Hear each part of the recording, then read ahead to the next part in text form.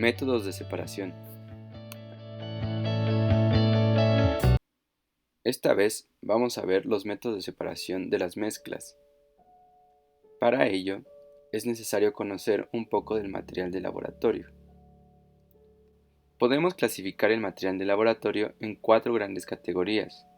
Una de ellas es el material volumétrico. El material volumétrico nos va a permitir medir líquidos con precisión. Los recipientes nos van a permitir contener a los líquidos. El material de sostén, precisamente, nos va a permitir sujetar otras piezas del laboratorio. Y finalmente, los de uso específico, que van a tener funciones específicas. Entonces, comenzamos con los recipientes. Uno de ellos es el matraz Erlenmeyer, que nos va a permitir contener líquidos. Este recipiente es característico por tener una forma de cono y un fondo plano. Otro de los materiales que se utilizan para contener líquidos es el vaso de precipitados. El vaso de precipitados nos permite calentar sustancias y, como su nombre lo dice, nos ayuda también a precipitar sustancias que están contenidas en él. Otro de los instrumentos es el tubo de ensayo. El tubo de ensayo nos permite alojar pequeños volúmenes. Otro instrumento es la piceta, que nos va a permitir contener líquidos para posteriormente verter fácilmente. Finalmente, otro de los recipientes que tenemos es el matraz de bola. El matraz de bola de igual forma nos va a permitir contener los líquidos, pero tiene la característica de ser totalmente esférico. Otra de las categorías que tenemos en el material de laboratorio es el material volumétrico. Como ya habíamos dicho, el material volumétrico se utiliza para medir cantidades exactas de líquidos. En este caso, tenemos la probeta, que nos va a permitir medir volúmenes sin tener un alto grado de precisión. Tiene una forma característica de cilindro. Otro de los instrumentos que se utiliza es la bureta. En esta se van a contener líquidos y, gracias a la llave de paso que tiene, nos va a permitir agregar con precisión las cantidades de volumen necesarias. Otro de los instrumentos es el matraz aforado. Aforado se refiere a que tiene una marca y que son volúmenes específicos. Este generalmente se utiliza para hacer soluciones. Otro de los instrumentos es la pipeta aforada. Y de igual forma, en este caso son volúmenes específicos. Y se utiliza para agregar sustancias en volúmenes específicos. Otro es la pipeta, que está graduada. En este caso permite agregar cantidades diferentes de volumen. Otra de las grandes categorías que tenemos son los materiales con uso específico. En este caso, como su nombre lo dice, tienen una función específica dentro del laboratorio. Uno de ellos es el mortero. El mortero nos va a permitir desintegrar o moler ciertos sólidos.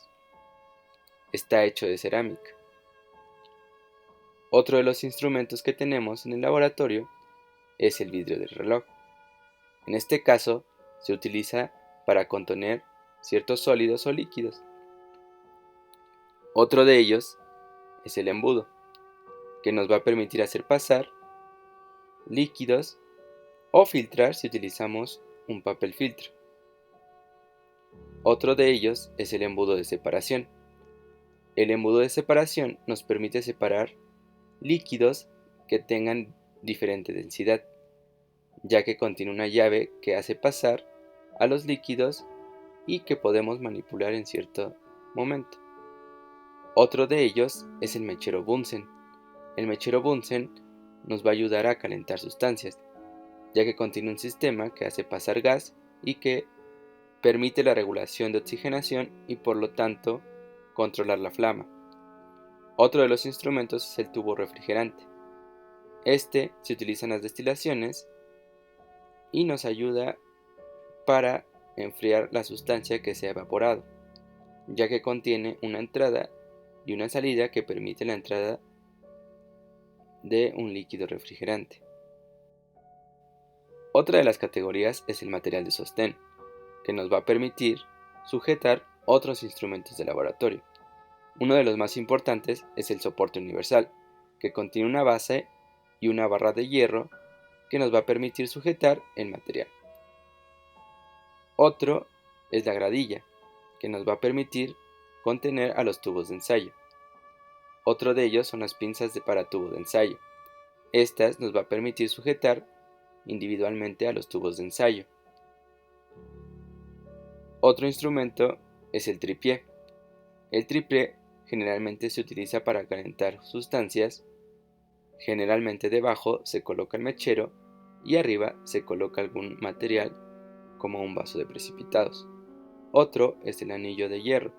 El anillo de hierro se coloca en el soporte universal y nos permite contener diversos instrumentos. Finalmente, tenemos la malla de asbesto, que se utiliza para tener un calentamiento uniforme, ya que está compuesta por una malla recubierta de asbesto, lo cual hace que el calor se distribuya uniformemente. Ya hemos visto un poco sobre los materiales de laboratorio. Ahora vamos a revisar los métodos de separación de mezclas. Estos se pueden dividir en tres grandes grupos. Las mezclas que son líquido-sólido, ejemplo, agua con tierra. Las mezclas que son sólido-sólido, ejemplo, una mezcla de grava con arena. Y las mezclas que son líquido-líquido, por ejemplo, agua con alcohol. Entonces, vamos a empezar a ver las mezclas que son sólido-líquido. En este caso, un método de separación es la filtración. En este caso se utiliza un embudo con un papel filtro, que el papel filtro va a hacer pasar el líquido a través de los poros y que se va a recolectar en un matraz Erlenmeyer. Así vamos a poder separar el sólido del líquido. Aquí lo más importante es el papel filtro, que es un material poroso que permite el paso del líquido. Otro de los métodos de separación es la decantación. El primer paso para la decantación es permitir sedimentar el sólido y posteriormente verter el líquido. Y así podremos separar el líquido del sólido. Otro de los métodos que se utiliza para separar mezclas sólido-líquido es la centrifugación. En este caso, la fuerza centrífuga se utiliza para poder separar el líquido del sólido. Al aumentar la fuerza de aceleración centrífuga, podemos separar gravitatoriamente el sólido. Un ejemplo es separar la sangre, que está compuesta de glóbulos rojos y glóbulos blancos, que serían el sólido, del suero, que es el líquido. Si hacemos centrifugar una muestra de sangre, podremos separar los glóbulos rojos del suero. Otro de los métodos que se utiliza para separar líquidos de sólido es la cristalización. La cristalización también puede ser utilizado como un método de purificación, pero básicamente la cristalización tiene tres pasos. Uno es calentar el solvente o el líquido para favorecer la disolución del soluto o el sólido. Posteriormente se pasa a filtrar todas las impurezas que contenga este líquido. Precisamente ahí es cuando se hace el método de purificación de las sustancias sólidas. Finalmente, se reduce la temperatura para que se favorezca la cristalización de los productos sólidos. Recordemos que una disminución en la temperatura provoca una disminución en la solubilidad de las sustancias sólidas en un líquido. Por lo tanto, vamos a obtener cristales que ya no son solubles en el líquido. Ahora vamos a ver los métodos de separación de las mezclas líquido-líquido. En primera instancia, El primer método que vamos a ver es la evaporación. Esta se basa en la diferencia de punto de ebullición de los líquidos. Entonces, si tenemos dos líquidos, por ejemplo, si tenemos agua con alcohol, el punto de ebullición del alcohol es aproximadamente 73 grados centígrados y el punto de ebullición del agua es 100 grados aproximadamente. Entonces, si ponemos a calentar una muestra, a los 73 grados se empezará a evaporar el alcohol y así lograremos separar las mezclas. Otro método de separación es mediante el embudo de separación. Este permite separar mezclas de diferentes densidades. Por ejemplo, si tenemos agua con aceite, debido a que el agua es más denso que el aceite, el agua estará debajo, por lo tanto nos permitirá separar, ya que el embudo de separación contiene una llave que nos permite abrirla y desechar o recolectar el líquido que queremos. Otro de los métodos es la destilación. La destilación de igual forma se basa en la diferencia de punto de ebullición. En este caso tenemos un matraz de bola donde tenemos nuestra mezcla de líquidos. Por ejemplo, si tenemos agua con alcohol, vamos a evaporar primero el alcohol, que va a hacer pasar por el tubo refrigerante para posteriormente recolectarlo en otro matraz y así separarlos.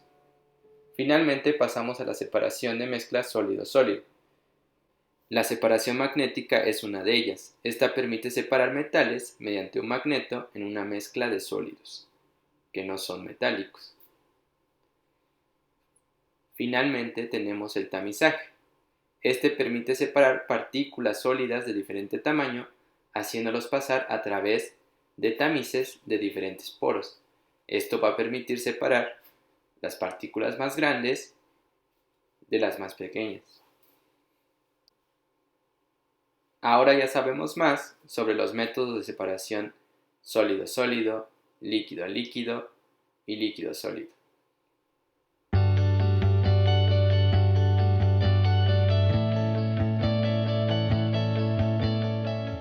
Gracias.